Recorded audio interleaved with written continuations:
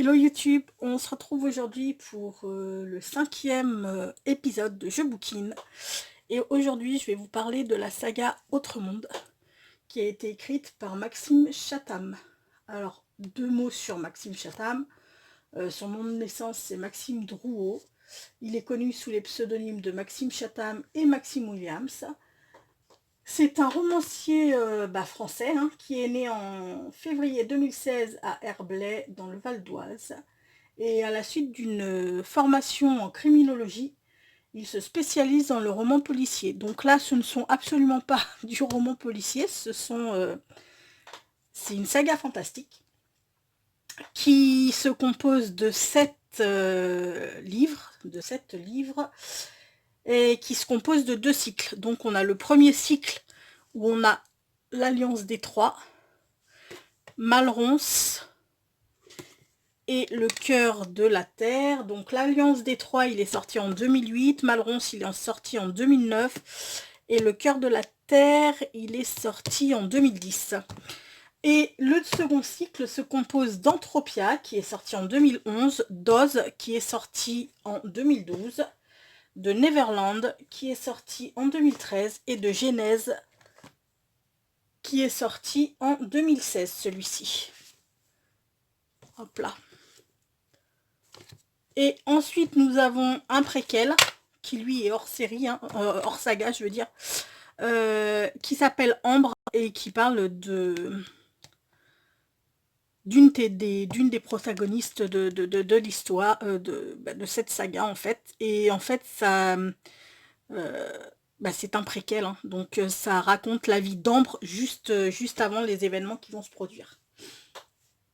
Donc l'histoire, grosso modo, on est à New York, c'est 3 adolescents avec des rêves, leur imagination, et leur quotidien. Il fait un temps étrange dans la ville. En cette fin d'année, le climat est complètement déréglé. Ces adolescents ont le sentiment que cela va mal tourner. En effet, personne n'a vu venir la grande tempête. Un ouragan de vent, de neige plonge une partie du pays dans l'obscurité et l'effroi. D'étranges éclairs bleus rampent le long des immeubles, les palpent à la recherche de leur proie. À son réveil, Matt, 14 ans, s'aperçoit que le monde a changé, que ses parents ne sont plus là, l'électricité ne fonctionne plus, les voitures, les armes à feu, les bus, enfin tout ce qui est grosso modo en métal, tout ça a fondu. Seul contre ce paysage qui est complètement ravagé, des animaux qui sont devenus enragés, il part à la recherche de ses 2 amis Newton et Tobias. Seul Tobias est encore en vie, Newton a été vaporisé comme la grande majorité de la population. Les 2 amis fuient New York et vont vers le sud accompagnés d'un chien géant qui est baptisé Plume par Matt, à la recherche d'un endroit qu'ils espèrent un petit peu moins apocalyptique que New York. Au détour de leur périple, ils vont rencontrer de nombreuses créatures inquiétantes, dont une particulièrement effroyable qui traque Matt par l'intermédiaire de ses rêves, qu'il appelle le Ropérodène. En fin de compte, après de nombreuses aventures, ils vont atterrir sur une île qui est l'île Carmichael, où ne vivent que des enfants et des adolescents. Il va falloir qu'ils s'organisent pour survivre dans ce nouveau monde, enfin dans cet autre monde. À l'aide d'Ambre rencontrées sur l'île, ils vont devoir apprendre à se défendre, à lutter contre leurs ennemis, car 3 clans se dessinent dans cette nouvelle forme de vie, qui sont, pour le premier clan, les Pans. Donc les Pans, ce sont les enfants et les adolescents qui ont survécu à la tempête. Ils ont développé des altérations. Alors les altérations, c'est des transformations génétiques qui sont dues à la tempête. Donc grosso modo des pouvoirs, on va dire. Qu'ils ont développé, soit ils ont développé, soit ces altérations sont là pour développer leurs points forts, soit pour combler leurs points faibles. Ce qui veut dire que ces altérations ont un lien avec leur vie d'avant. Ensuite, nous avons les cyniques. Alors les cyniques, ce sont des adultes violents et agressifs. Ils cherchent à tout prix à tuer les Pans ou à les asservir. Ils sont à la solde de leur reine Malronce ou Roméduse. Et ils ont perdu la mémoire de leur ancienne vie. Les plus vicieux ont néanmoins gardé des parcelles de souvenirs à cause de leurs vices. Après la guerre qui les opposera au pan, ils deviendront des matures. Et c'est le roi et leur nouveau roi sera Balthazar, un des rares adultes à ne pas avoir perdu la mémoire et qui donc aide les pans contre les cyniques en fait.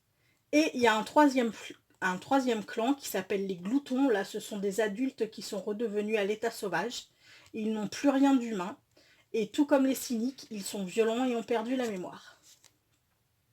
Ensuite, dans le deuxième cycle, qui est Anthropia, Oz, Neverland et Genèse, donc dans le deuxième cycle, il y a une nouvelle menace qui apparaît, et c'est Anthropia, qui est en fait un concentré de la pollution de notre monde, enfin de leur ancien monde à eux du coup, mais qui a acquis une conscience grâce à l'intelligence artificielle.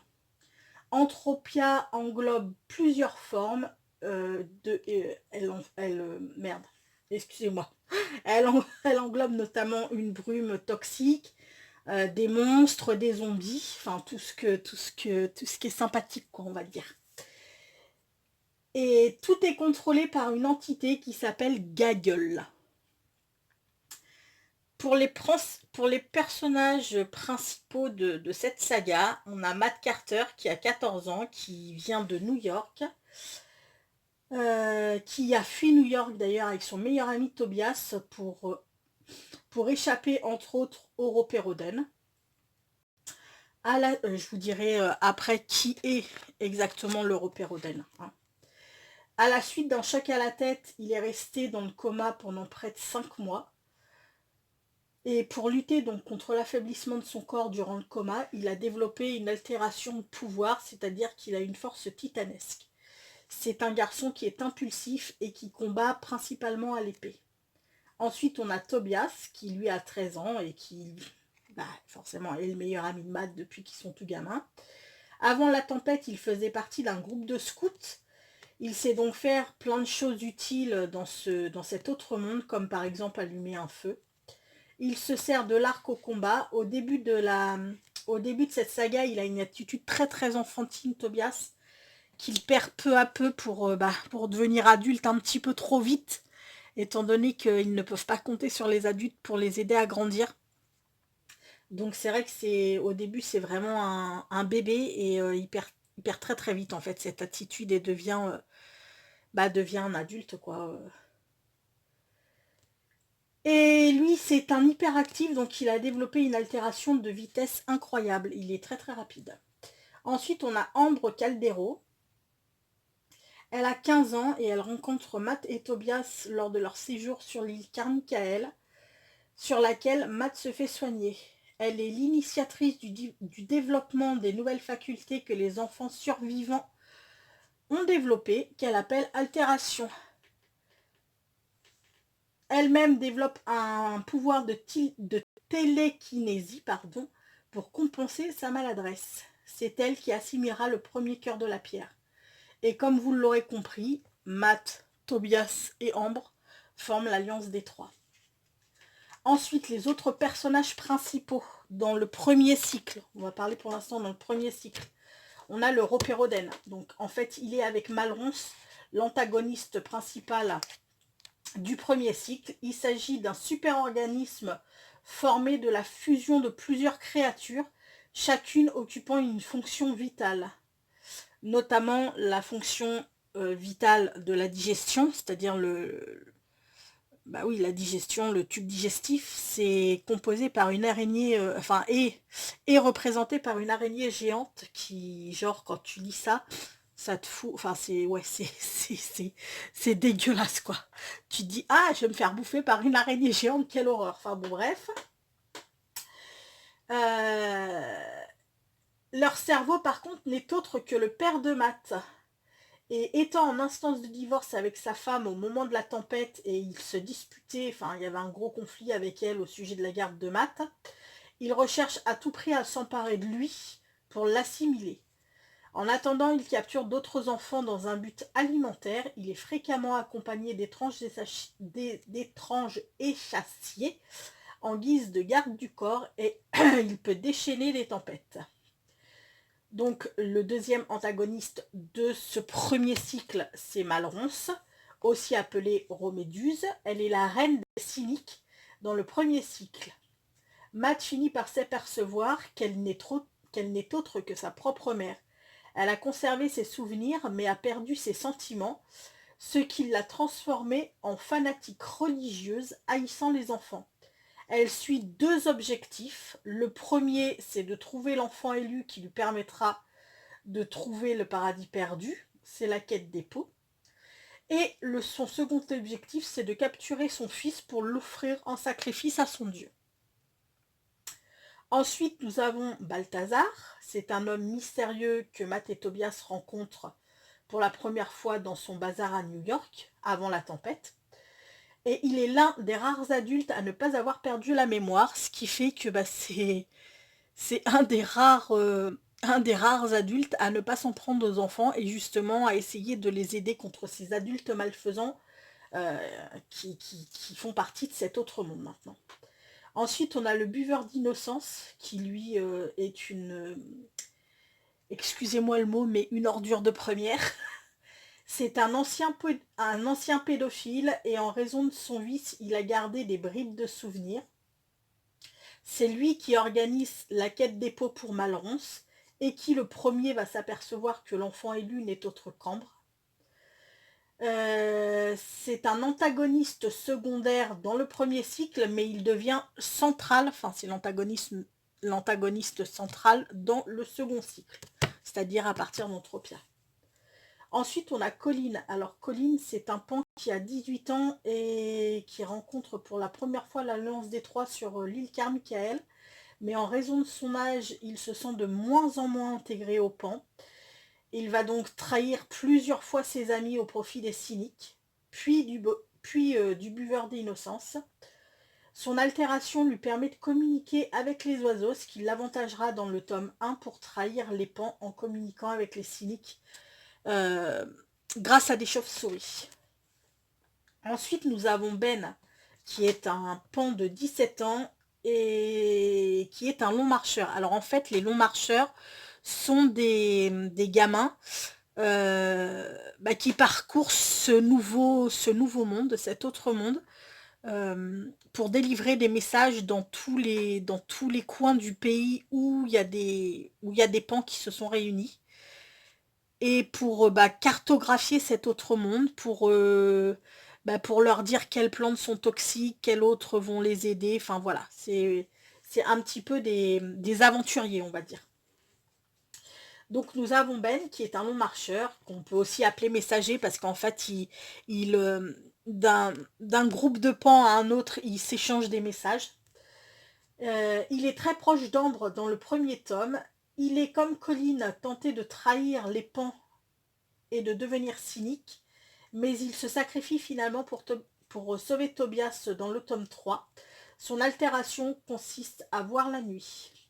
Ensuite, on a Doug et son frère Reggie, qui sont les chefs des pans de l'île Carmichael. On a le peuple de Gaïa, ou les chloropemphiles. Alors, ce peuple, je le kiffe trop. Enfin, disons que la métaphore est très... Enfin, vous allez voir, je trouve ça génial. En fait, les pans, ce sont des pans qui vivent sur la canopée de la mer sèche, dans c'est une forêt gigantesque. En fait, ils vivent au sommet de cette forêt gigantesque et ils naviguent sur le haut du sommet de la mer, de la forêt, ce qu'ils appellent la mer sèche, en fait. Ce sont les gardiens du premier cœur de la Terre et en raison de la proximité avec cette force, ce sont le clan qui a le plus développé son altération en fait. Et alors les principaux chloropemphiles qu'on va retrouver tout au long de l'histoire, ce sont Orlandia qui est un capitaine de vaisseau et son fidèle lieutenant Torshan. Et ce sont les chloropemphiles qui apparaissent le plus. Et avant la tempête, ces enfants c'était des enfants malades qui étaient en hôpital en pédiatrie et qui avait de graves maladies en fait. Et je trouve ça juste génial que enfin voilà, qu'avec cette tempête, ces gosses soient devenus extra forts en fait, quelque part. Ensuite, nous avons Zélie et sa sœur Mélisse. Ce sont deux membres importants du Conseil d'Éden. Alors, Éden, c'est la, la plus grande ville, on va dire, Pan. Donc, ce sont deux importants conseillers de cette ville. Donc, oui, Éden, c'est la capitale des Pans. Elles ont respectivement, pour altération, la capacité de traverser une surface solide et la furtivité. Ensuite, on a Chain, dit le gluant, en raison de son altération qui lui permet de s'accrocher n'importe où. Il va devenir un ami très très proche de l'Alliance des Trois. Tanya également va devenir une amie très très proche de l'Alliance des Trois. Elle est dotée d'une altération de précision, ce qui en fait une excellente archère. Elle va tomber amoureuse de Tobias. Ensuite, on a Plume, c'est sûrement un de mes personnages favoris. Plume, c'est une chienne gigantesque qui sert de monture à mat. Elle va devenir en fait sa chienne, quoi, peut-être pas son âme sœur, mais ils vont nouer une relation très très particulière tous les deux. Elle se sacrifie de nombreuses fois et prouve l'intelligence et le courage des bêtes mutantes à plusieurs reprises. Enfin, de ces bêtes mutantes, de ces chiens mutants en fait. Hein.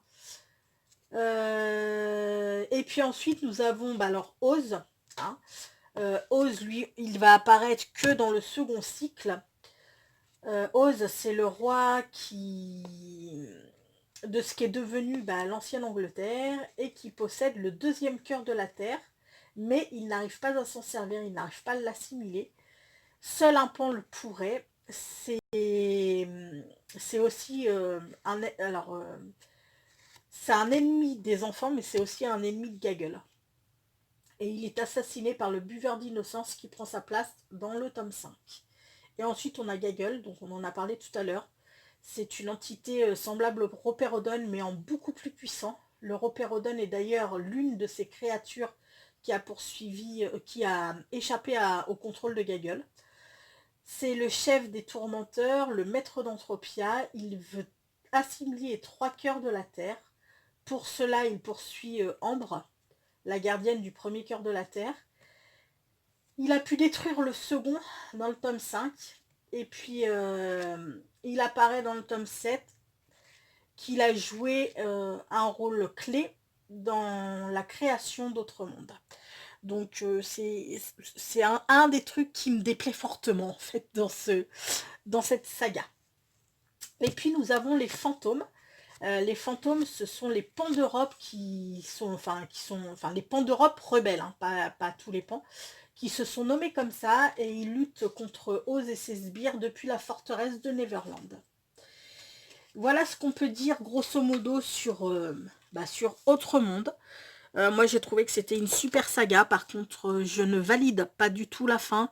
Je ne suis pas sûre que Maxime Chatham avait prévu cette fin-là, ou si c'est vraiment la fin qu'il avait prévue, ça me déçoit encore plus. Je pense qu'il a fortement été... comment dire, je pense qu'il a réécrit sa fin, parce que je suis pas sûre que la fin... je vais pas vous dire hein, comment ça se finit, parce que pour celles qui aimeraient le lire, j'ai pas envie de leur spoiler le truc, mais je ne suis pas sûre que c'est cette fin-là qu'il attendait.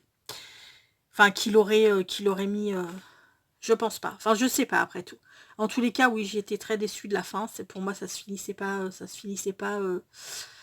Tout le monde il est beau, tout le monde il est gentil, grosso modo, à la Disney. Mais bon, bref, sinon, à part ça, et à part le fait que Gaggle est un impact direct sur le fait que le monde bascule vers cet autre monde, justement. Voilà, ce sont deux trucs que j'ai pas accroché là-dessus. Pour moi, c'était, dans ma tête, c'était différent. Donc voilà, après, chacun interprète comme il le veut. Sinon, je vous la conseille, cette saga, parce que franchement, elle est terrible. Forcément, il faut les lire dans l'ordre, hein, parce que ce sont des bouquins qui... Enfin, après, vous faites comme vous le sentez, mais étant donné que ce sont des bouquins qui sont...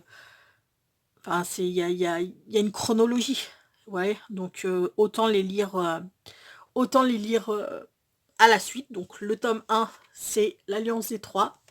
Le tome 2, c'est Malronce. Le tome 3, c'est Le cœur de la Terre. Le tome 4, c'est Entropia. Le tome 5, c'est Oz. Le tome 6, c'est Neverland. Et le tome 7, c'est Genèse.